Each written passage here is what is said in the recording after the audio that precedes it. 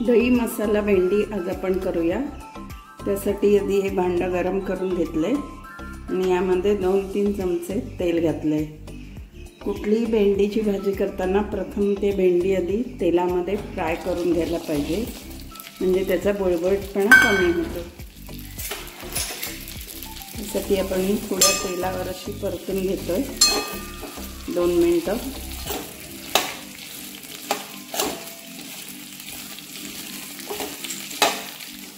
असे आपल्या भेंडीचा साधारण कलर बदलेपर्यंत 2-3 मिनिटं आपण ही तेलात परतून घेतले। आता ही एका भांड्यात काढून घेऊया।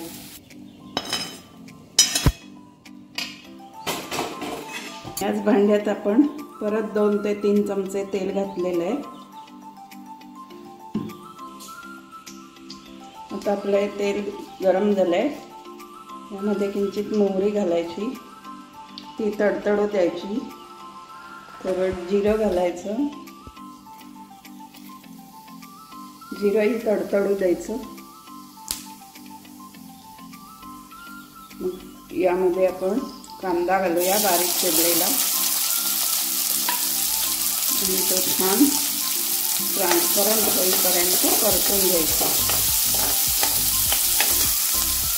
यामध्ये हिरवी मिरची घालूया थोडी, कांद्याचा रंग बदलेपर्यंत छान तो परतून घेऊया।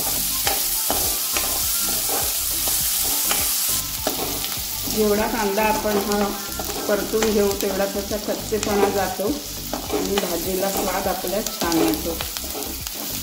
आपला ट्रान्सपरंट होत आलाय, अजून थोडं परतूया 2 मिनिटं। इथं यामध्ये आपण ही टोमॅटोची प्युरी करून ठेवलेली आहे, त्याच्यातच लसणीच्या 4 पाकळ्या पण टाकलेल्या आहेत, ते ह्याच्यावर ओतूया आणि हे पण छान असं आपण परतून घेऊया। आता आपली ही ग्रेव्ही छान तयार होईपर्यंत आपण इकडे दही तयार करून घेऊया। अर्धा कप गोड दही घेतलेलं आहे, ते चमच्याने असं जरा सारखं करूया आणि ह्यामध्ये आपण आता बाकी मसाले घालून घेऊया। चमचा जिरे पावडर घातलेली आहे,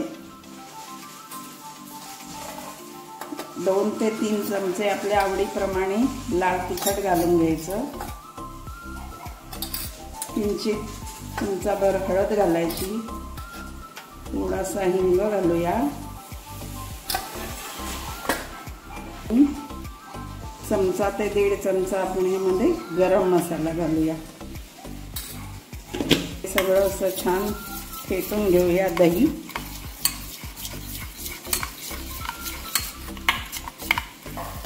आपला हा टोमॅटो कांदा एकत्र परतून झालाय। या स्टेजला आपण यामध्ये 2 चमचे बेसन पीठ घालूया, त्यामुळे आपली ग्रेव्ही छान अशी थिकनेस येईल त्याला आणि मिळून येईल, बाइंडिंग होईल। आणि बेसनही आपण 2 मिनिटं परतलंय।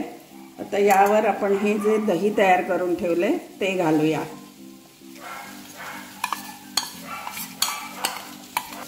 छान असं मिक्स करूया। मग अशी दह्यामध्ये आपलं मीठ घालायचं राहिलं होतं, ते आपण आता या स्टेजला घालून घेऊया।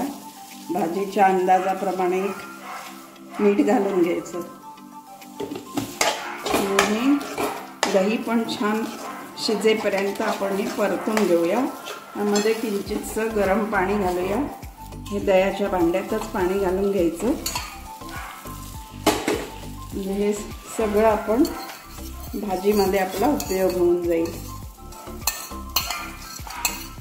फुकट जाणार नाही काही, भांडं स्वच्छ होऊन जाईल।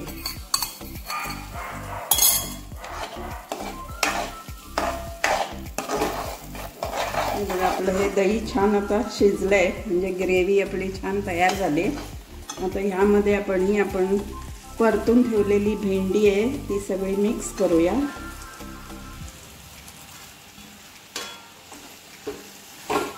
बघा सगळा मसाला त्या भेंडीला लागेपर्यंत परतूया।